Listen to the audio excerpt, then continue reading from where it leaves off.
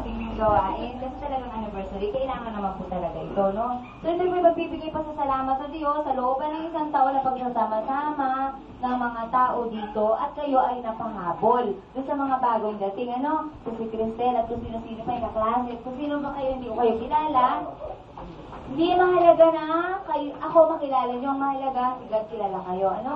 So, meron pang last, after noon, so, magkakainan na ng pagkain pa physical naman, ha?